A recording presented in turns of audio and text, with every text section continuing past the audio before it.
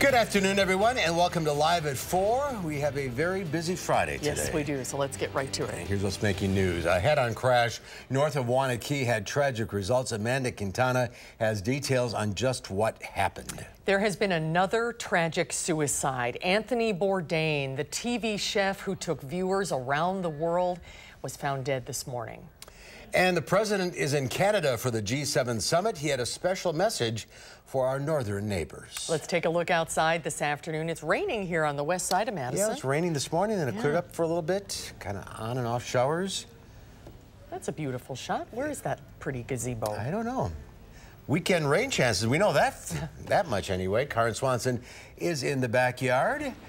No umbrella right now. No umbrella right now. I just saw one little drip come down next to me, but for now I'm safe without the umbrella. But that wasn't the case earlier today. We have had some heavier downpours, at least on the west side of Madison.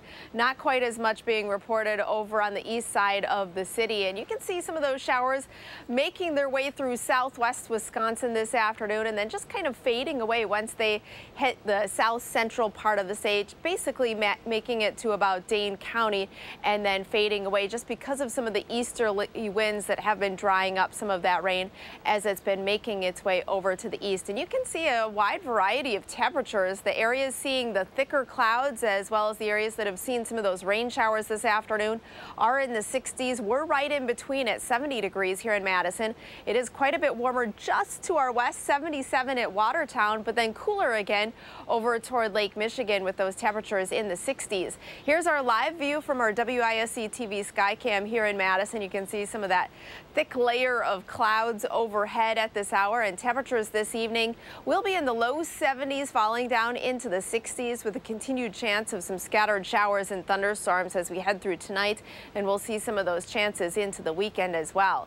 Now here's your first alert traffic update. Here's our live view from our Department of Transportation camera at Rimrock Road in the Beltline, and you can see some of that slow going in that eastbound direction, some heavy congestion right in that area as well. There are a couple of incidents showing up. We're still showing some problems up toward Wanakee. That's on Wisconsin 19 between River Road and 113. That's due to that earlier crash, so still being asked to route around that. Also on I-39, both northbound and southbound, still showing some slowdowns just to the south of 51, seeing some of those slowdowns to around 15 to 30 miles per hour. And then, of course, on the Beltline at this hour, we are seeing slowdowns both eastbound and westbound. Eastbound, those start up right around Verona Road and continue out past the John Nolan Drive area, seeing some of those slowdowns to around 25 to 30 miles per hour. Also getting into some slowdowns as you get off of the Beltline, heading down south on I-39. That ramp around 10 miles per hour and just barely picking up in pace right after that. So eastbound Verona Road over toward John Nolan Drive has an average speed of about 25 miles per hour. Back in the westbound direction, also seeing some slow going, and also some slow going heading down to Janesville because of those slowdowns on I-39. Janesville will take you about 33 minutes with an entire speed average from about 53 miles per hour just because of some of those slowdowns near Highway 51. Looking a little better out to Sauk City, though, at this hour. It's showing some greens in that direction. Bad day on the roads, that's for sure. It's a Friday, right? Yep. All right. Thank you, Karen. Yeah. We'll check back. Thank you, Karen. And speaking of that, first at 4, there have been at least 3 major crashes reported in our area today. The worst one claimed 3 lives. Amanda Quintana is in the newsroom with details on just what happened. Amanda? Yes, well, this crash happened on Highway 19 near the town of Westport around 10:20 this morning. The head-on crash claimed 2 lives at the scene, and the third person was med-flighted to the hospital but later died there. Highway 19 was shut down in both directions from River Road to Highway I for hours, but it is now open. The Dane County Sheriff's Office says the at-fault driver was driving recklessly, lost control, and crossed the center line, hitting the minivan going westbound head-on. A eastbound vehicle had been observed prior to the crash driving recklessly and passing other eastbound vehicles on the right shoulder, the gravel shoulder of the roadway. The at-fault driver, who was alone in the car, and the passenger in the minivan died at the scene. The accident has been cleared and Highway 19 is now open again. Those lanes were opened back up around 3:15, but again, a tragic ending to this crash. Amanda Quintana in the newsroom. Amanda, thank you.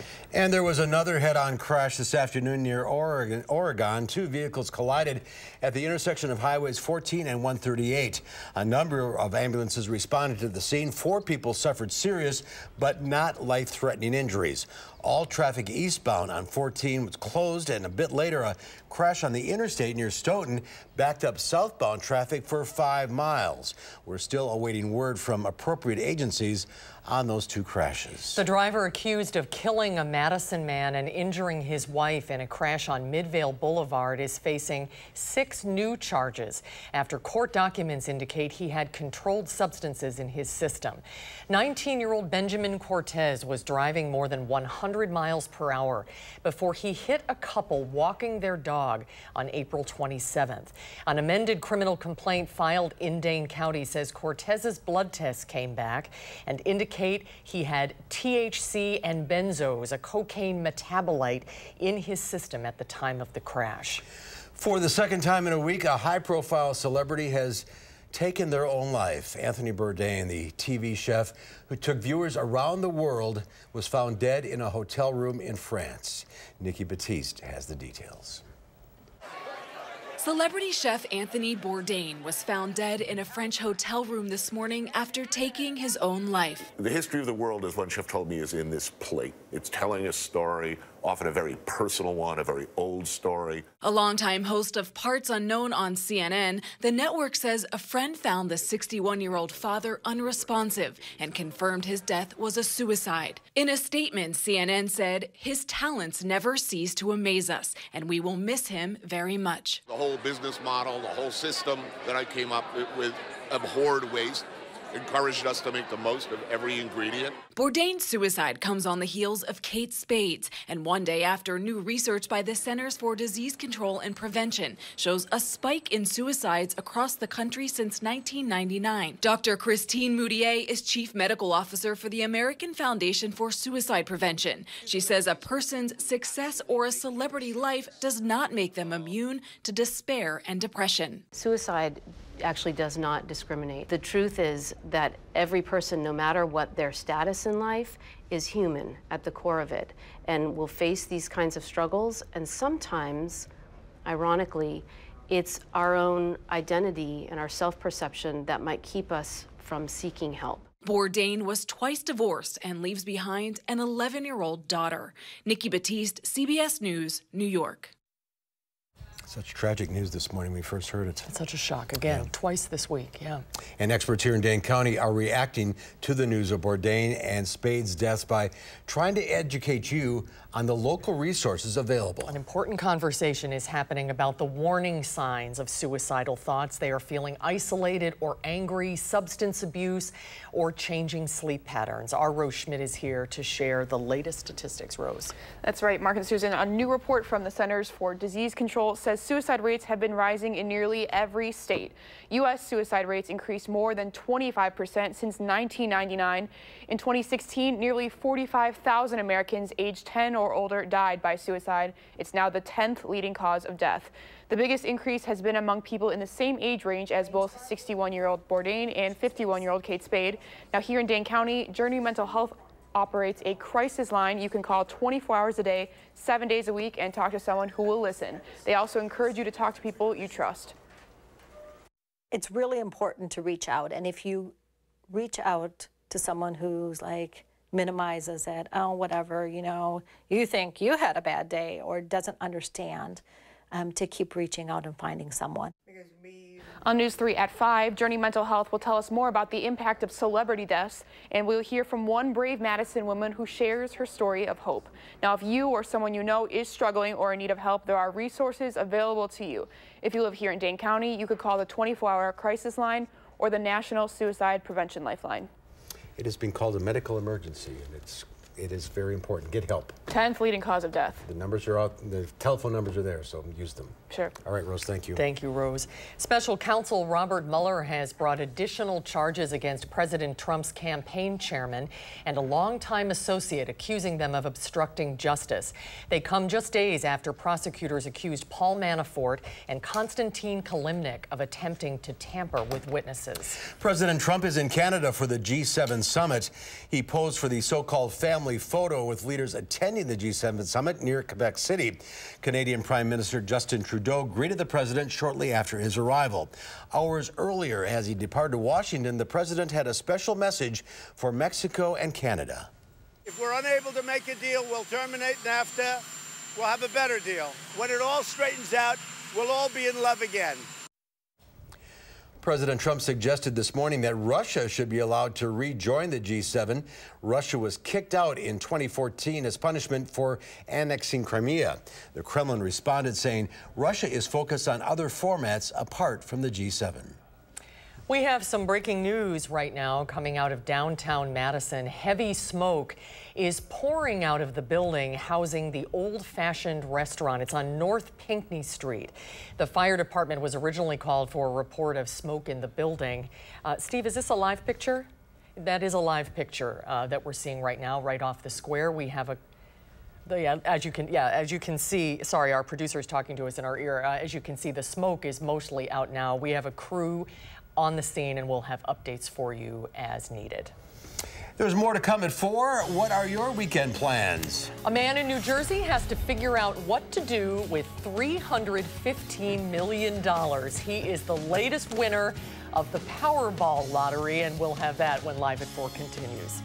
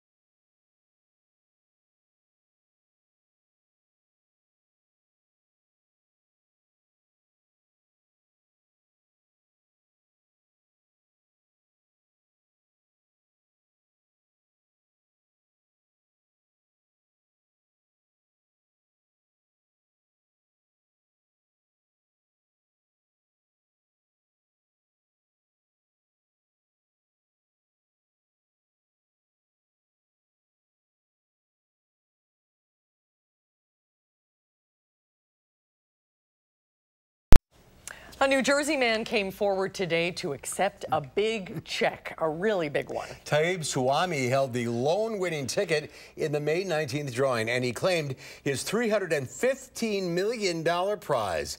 The ticket was sold at a grocery store, and he says he went back to the store to check his numbers. The woman behind the counter confirmed that he was a big winner. And she keeps saying, oh my God, and it's like, you know, when you see a Tom and Jerry cartoon, the heart go boom, boom, boom, boom. I feel it. He says he first wants to pay for his 2 children's college education and pay off his house before thinking about spending his winnings on anything else. He did not pick his own numbers, by the way. Just computer. The machine picked the numbers. There you go. Yeah. Just let the machine go. Stocks ended higher as investors set aside trade concerns. The Dow Industrials added 75 points to end the week at 25,316. The Nasdaq Composite Index was up 10, and the S&P 500 gained 8. It is called the Madison Reunion, a party with a purpose. Next week, hundreds of former UW students will gather for the 50th reunion of the class of 1968. The gathering will look back at what was perhaps the most tumultuous decade in Madison's history, the 1960s. We headed to campus to look back at 10 years that changed the fabric of this city.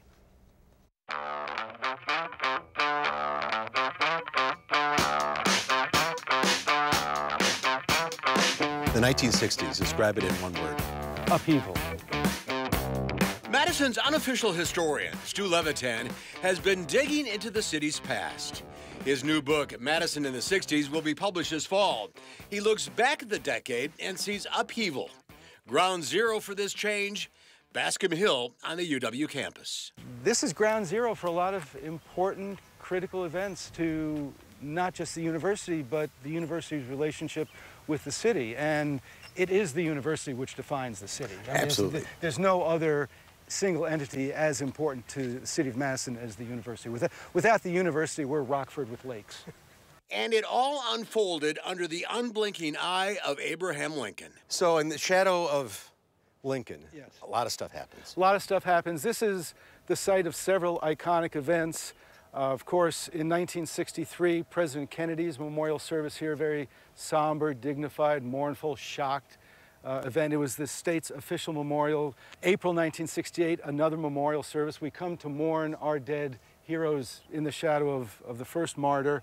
Martin Luther King's memorial service was here. The black students had demanded of Chancellor Fleming that they be in charge of the memorial service for Martin Luther King, and Chancellor Sewell yielded to them. They were so insistent, they were so angry. And by the middle of the decade, that anger boiled over on 2 fronts. You're a 19-year-old college student in 1967, 68, and if you don't maintain your grades and your class ranking, you're going to go to Vietnam.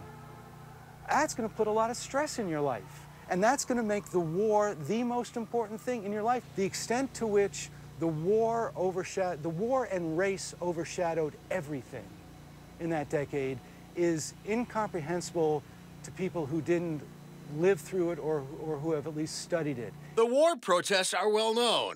The racial divide, not as much. We had a race riot at Bree Stevens Field in which white kids and black kids and white cops went at each other. We had racial violence around the city. We had the white football coach, the assistant football coach, quitting the team in protesting, accusing the black players of being terrorists. In 1968, there was the firebombing of South Hall as part of a protest over civil rights, students demanding that the Regents sell their stock in Chase Manhattan Bank because it supported the apartheid government of South Africa. Where we're sitting in February 1969, there were an array of National Guardsmen. There were National Guardsmen on this campus with fixed bayonets. You know, fixed bayonets in crowd situations. For many, that was the 1960s. For a lot of people, the sex, drugs, and rock and roll was really good, but the political situation was very bad. So as former students return to campus to look back 50 years, there will be panel discussions and concerts and memories relived and lessons learned. There's a reason to commemorate. There's a reason to look back. There's a reason to learn. There's a reason to reflect. There's a reason to try and apply the lessons of the 1960s to the reality of the 21st century. There's an arc. There's a historical arc of freedom and the move towards justice and economic dislocation and social upheaval and cultural change. And this hill is a focus. This is a locus. This is one of the places where it happened. You hear about being in the room where it happened. This is the hill where it happened. 60, it's quite a decade. For the most, yeah. I'm glad we only did it once. I don't think we could do it again. Stu is so knowledgeable. It's just fascinating. I would like to take his book and give it to my UW student to give him a little perspective on what the campus has been through. No idea. I mean, yes. National Guard with bayonets in front of Bascom Hall. This book is coming out this fall, and the Madison reunion takes place next week, June 14th to the 16th. Many events are sold out, but there are a number of free activities taking place, mostly at the Memorial Union. You can check out all the events planned at madisonreunion.com. And thanks again to Stuart for his insight in this time. It's amazing, his perspective. Well, there's more to come at 4. When we come back, it's Broadway's biggest night. We'll check out the top nominees for this weekend's Tony Awards. That's coming up after Karn's forecast.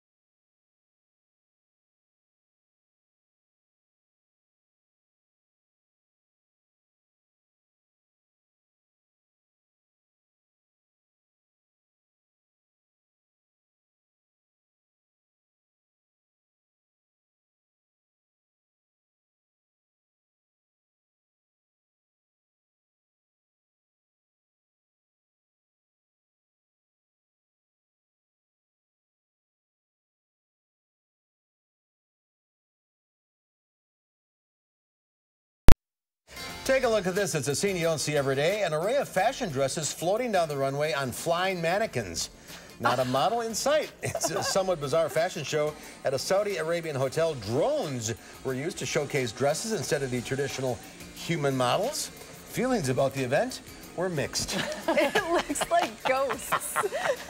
Drones are taking over. It's haunted. Guy 3 will be sitting here next reading the news. Yeah, exactly. It's a body positive fashion show, right? Anyone fits. It's Friday, June 8th. It's Best Friends Day. So if you haven't, give them a call. It's also Betty Picnic Day. It's a day to celebrate anyone named Betty. So between 1923 and 1940, Betty was among the top 10 names in the country. You don't see a lot of baby Bettys anymore, No, do you? you don't. No, No, not many that's baby true. Karens either. I've never had a day. It's Name Your Poison Day, usually associated with bartenders. It's a day dedicated to making decisions and choices. Perfect for a Friday, right? Absolutely. Make good decisions. Yeah, I Pick guess your so. poison. I picked the sun. You know, I think a lot of people would, especially heading into a weekend. We just want to have some of that sunshine, but we will have to dart around some raindrops this weekend. So we'll talk about that forecast next.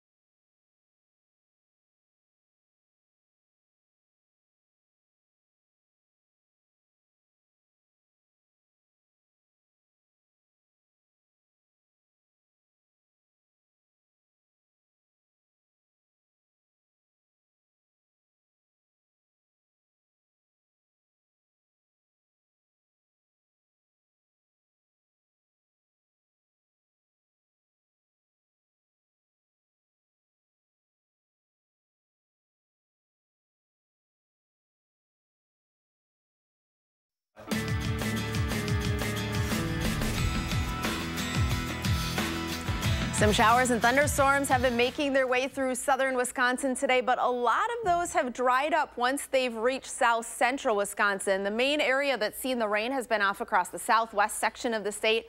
Not a lot of that, if any, across parts of southeast Wisconsin, though. And that same holds true this afternoon with some of those showers just kind of drying up as they move to the east. There are some additional just kind of smatterings of showers and thunderstorms across the region. And we do have those chances as we head through tonight and into the next couple of days as well. There's a frontal boundary just off to our south and southwest. That keeps the main severe weather threat off to our southwest for tonight. That's where that marginal risk of seeing a stronger storm is.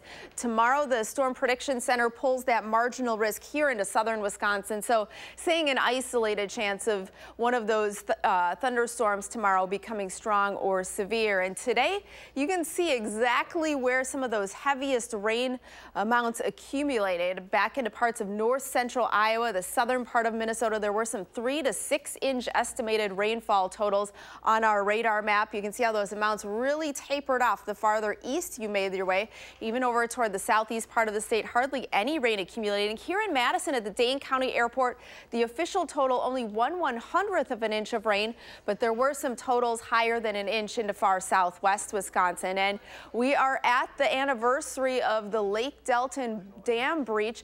That was 10 years ago tomorrow, and the lake drained in about 2 hours and made that new path to the Wisconsin River. We had a lot of flooding and a lot of rain during that month. There were 25 river locations within southern Wisconsin that were reported at record high levels during that time, and you can see some of these exact rain totals from early morning on June 7th through early morning on June 9th. Some 7 to 9+ inch rainfall totals across parts of northern Dane County into Columbia, Sauk, and over toward Dodge counties. And even beyond that, there were a couple of strong storm events, a couple of events with some training across southern Wisconsin. There were 2 significant totals within that time that really accumulated, really allowed that rain to pile up. We had anywhere from 6 to about 10+ inches within Dane County and a bullseye of about 14 inches within Columbia County during that time. The max total was at more than 15 inches near the Portage area. So that anniversary is tomorrow of that lake just kind of rushing out into the Wisconsin River. Our time lapse today shows some of those rain showers at times, some dark clouds as well here in the Madison area. Along with that, we've had a variety of temperatures here in Madison. 71 and 58 were our official temperatures. Right now in Madison, it's 70, and winds are out of the east-northeast at 9 miles per hour. You can see this little sliver of warmer air in those areas that didn't see the rain today, cooler off to the west. Across the rest of the region is where those temperatures are even into the 90s, some 80s showing up on the map down to the south. That's south of this stationary boundary that's just going to kind of lurk in that direction for the next few days. Several waves of low pressure just kind of riding right along that boundary, giving us those shower and thunderstorm chances for the weekend and even into early next week. I think we should clear it all out of here by about midday on Tuesday. At least that's what it's looking like right now. 59 degrees tonight with some scattered thunderstorms at times. Then tomorrow, scattered showers and thunderstorms once again with a high of 77. Here's that future track forecast showing that chance of some showers and thunderstorms at times tonight. Tomorrow we'll hang on to the clouds. Still a chance of some showers and thunderstorms. Another chance as we head through tomorrow night, and we'll have to hang on to that chance on Sunday as well. So not an all weekend rain, but keep that umbrella or that raincoat handy because they will be around at times. Precipitation potential through the weekend, looking at a general 1/2 to 1 inch of rain. There could be some isolated spots that check in with some higher totals, though, if you get some of those storms that just kind of move right on top of you. Beyond that, we do have another chance of some showers and thunderstorms early next week. Right now, it's looking like the better chances will be later Monday into the first half of Tuesday. Then that entire frontal boundary just kind of clears away to the east. Behind that, we have a dry day in there for Wednesday, followed by a couple of shower and thunderstorm chances again later next week and into the weekend. So it probably looks like more rain than it's going to be. It looks a little bit more ominous than it is. Yeah, I think we'll have some dry time in there this weekend, but still, you know, it's hard to pinpoint the exact time with that front so close to us. It's just kind of a any time you could have those showers. So be prepared. Yeah. As soon as you get the picnic set up, it'll rain. Right. Thanks, Cara. Plan B. Well, there's more for Are You Ready to Start Building? Or maybe you just want to be inspired by the latest trends. The annual Parade of Homes starts this weekend. We'll check out a parade home in a subdivision in Windsor when Live at 4 continues.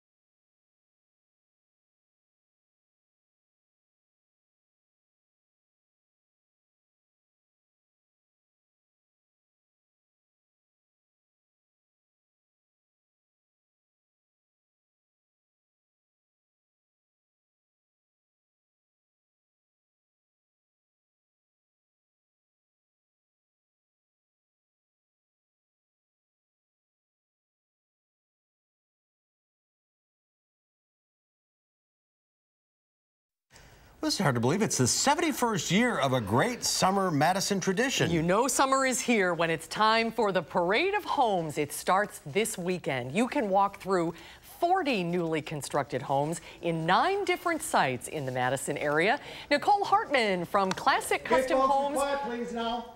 Yeah, we hear you, Jim. We hear you, Jim. We're live. That's our photographer, Jim. Hi, Nicole. Thanks for joining us. Hi, guys. You are in the kitchen of your beautiful home there in the Happy Valley Edition neighborhood in Bristol. Tell us about your parade home. Sure. So this is a 2-story home with a finished basement. We've got really open floor plan, which is really big right now, finished lower level, complete with an exercise room and a sauna, for those of you that like to use that. Upstairs is going to have the master and 2 bedrooms. And then we've got 3.5 baths in this home. A lot of people like to tour the homes just to maybe get ideas for their own home, because these are higher end homes, right? Correct. I mean, there's a really good range. You know, if you're looking for remodeling, if you're looking for brand new construction, the Parade of Homes is going to be a really great place to get a lot of new and different ideas, and maybe just some coloring, some decoration ideas, but also floor plans and layouts. What are some of the most popular trends this time? I mean, we're seeing a lot of the open floor plans still. You'll see in our house that, you know, open living concept is still really popular right now. We've got really tall ceilings in here. We've got 10-foot ceilings that are going to help kind of open and brighten up everything. You'll see in our kitchen, too, we've got the different colored base cabinets and the lighter color uppers. That's kind of a new trend here. Well, that's interesting, yeah. Can you take us into Can you take us into the living room, show us the open plan? Sure. Yeah, absolutely. I didn't know that was a trend with the 2 different colors. Oh, yeah, it is. It's open. great if you have little kids, too, so you don't have the little kids grabbing at their sticky little hands. Oh, look at that screen porch, too. Wow, is that beautiful. Sorry, yeah, Jim, so you were almost past it. Oh, that's so nice. So then you've got our living room here, so you can kind of see this open concept from the kitchen to the dining and the living room. We've got some nice casement, bright windows over here. Cozy kind of fireplace with the cultured stone and the TV above it. And then you can kind of see here the great maple flooring. We've got some really nice quartz countertops sponsored by Nuns. And then we've also got some painted trim, painted doors, which is still really popular right now. You get decorated ideas too. The houses are all furnished. Yes, exactly. So if you're looking just for like pillows, couches, things like that, but also things like that 3-season porch that you guys kind of walked through, that's a really great idea to get an idea for if you have kids or maybe some elderly people that just want to relax in here. If we come towards the opening too, you can see this open hallway is still really popular, so no closed-in kind of feeling here. And then I'll take you through to the stairwell that goes up to the bedrooms, and then also the front office. Very nice. Get some great ideas. It is beautiful. We'll take it, Nicole. All right. Well, thank you very much for the tour, and have a great couple of weeks. Sure, thank you. Thank you so much. The Parade of Homes starts tomorrow. It runs through June 24th, Tuesday through Friday from 4 to 8, and Saturday and Sunday from 11 to 5. Tickets are $15, $5 for children and seniors. Go to maba.org for ticket information. I just want to live in Happy Valley. I agree. I love the name of that. When we come back, it is Southern Wisconsin's best high school musical performers. And they are honored this weekend at the newly named Jerry Awards. Our Michael Bruno has a preview of the gala. He'll go backstage when Live at 4 continues.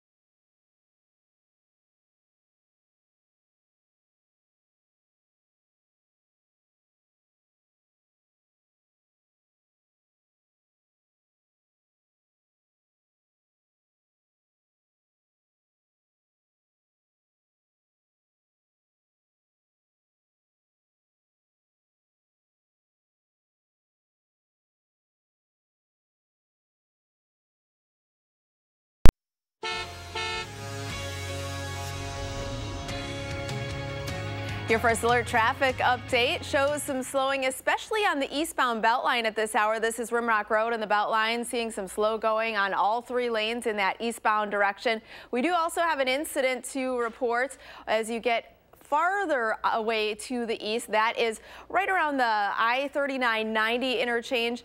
We have that accident at the Beltline right there. Also seeing that slowing both in that eastbound direction, or I should say generally in that eastbound direction, anywhere from about 8 to 24 miles per hour at this hour. So your drive times are being affected. Verona Road to John Nolan Drive, 23 miles per hour, then out to the interstate, only 15 miles per hour at this hour, but looking a lot better in that westbound direction. You're traveling anywhere from 56 to about 66 miles per hour westbound. That's the way to go. All right, we'll go that way then. Thanks, Cara. The 72nd Annual Tony Awards are this Sunday night, and rehearsals have been underway all week with cast members of SpongeBob SquarePants putting their best feet forward. The musical, based on the long-running cartoon, is up for 12 awards, including Outstanding Featured Actor for Gavin Lee, who plays Squidward. SpongeBob is tied for the most nominations with Tina Fey's Mean Girls, which is based on the 2004 movie She Wrote. Rounding out the best musical category are The Band's Visit, based on an Israeli film, and Frozen, based on the Disney smash. The awards air Sunday night, 7 o'clock from Radio City, right here on WISC-TV. Well, Southern and Central Wisconsin's top high school musical theater performers take the big overture stage this Sunday night. The Jerry Awards, formerly the Tommy Awards, will be handed out with recipients performing throughout the evening. And many of those winners have been featured right here in our Backstage with Bruno segments. Here's a preview of this year's show. Come with me to see something strange unfold. So tell me a little bit about the role you played that got you here to the awards. Lotta Lord is a narrator of James and the Giant Peach, and he's very magical, mystical, and just the storyteller of the whole show. And what did you think when you first were told you got nominated for that part?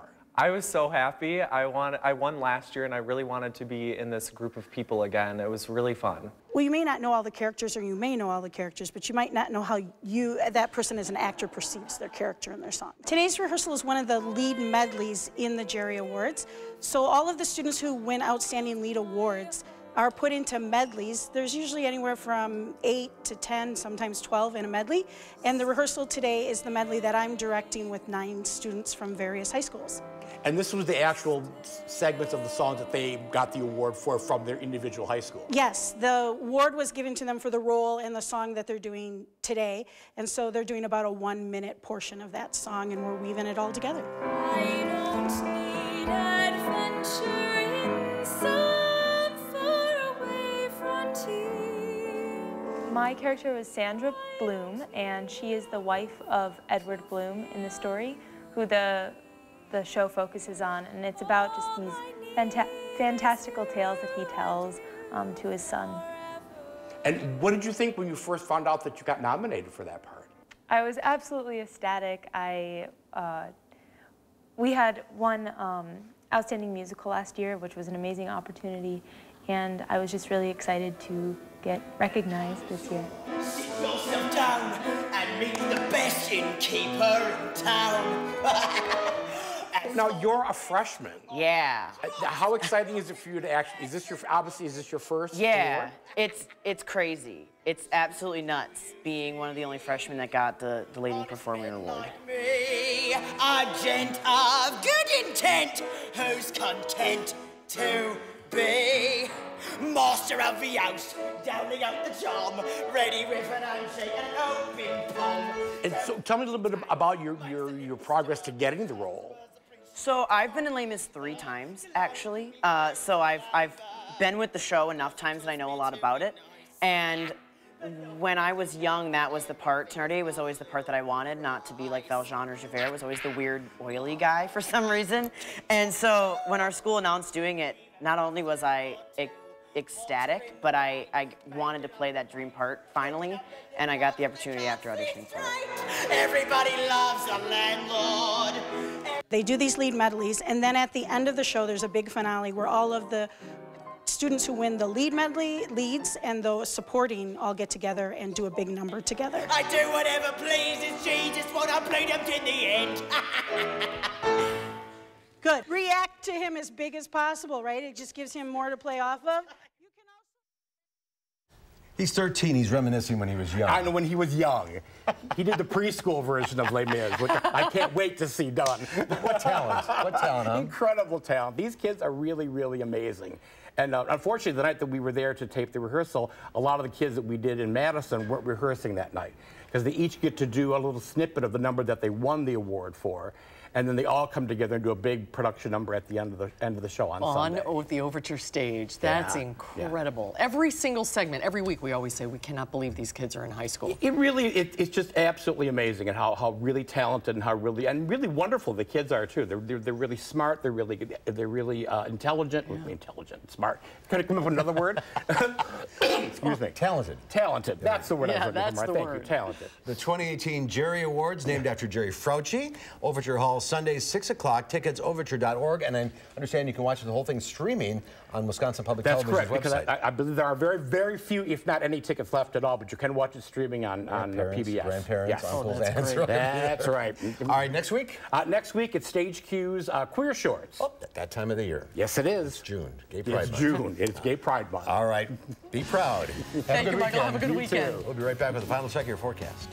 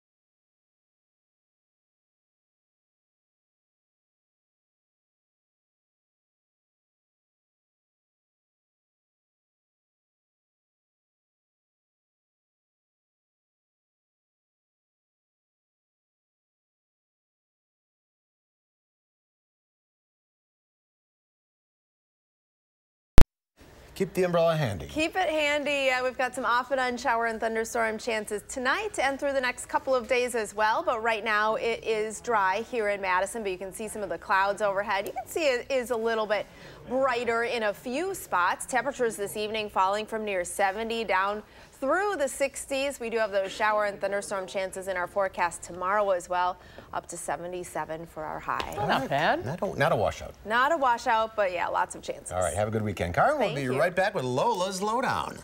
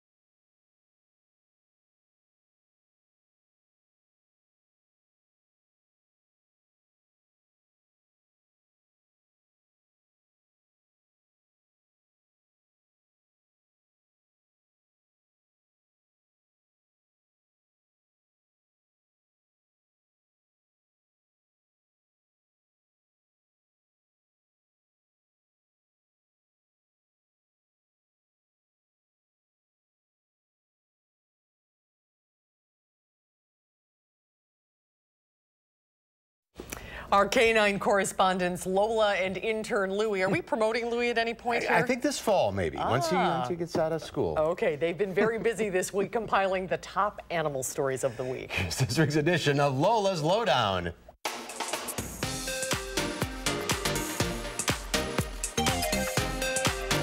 This week on the Lowdown, Lola gets up close with a lioness. A bird's eye view of traffic. And a mama deer helps her baby. But first, speaking of babies, the Vienna Zoo has announced the birth of 2 lynx cubs. They were born May 5th, but the shy animals have only just come out into the open because their mother gives birth in secret, often in a hollow tree stump, to protect her cubs. These newborn cubs won't be released into the wild. They'll be brought up in large compounds to breed animals, which will then be resettled. Check out this lioness picking up and carrying off a 360 GoPro camera that belongs to a wildlife protection organization. The accidental chew toy turns into an extended selfie stick, capturing an amazing close-up look at this majestic animal. After dropping it to the ground, a few lion cubs have to check out this odd-looking thing. The camera surprisingly survives because the little ones didn't bite down too hard. Here's an example of true motherly love. A baby deer got scared halfway through crossing the road in Port Orchard, Washington. The fawn needed a little nudging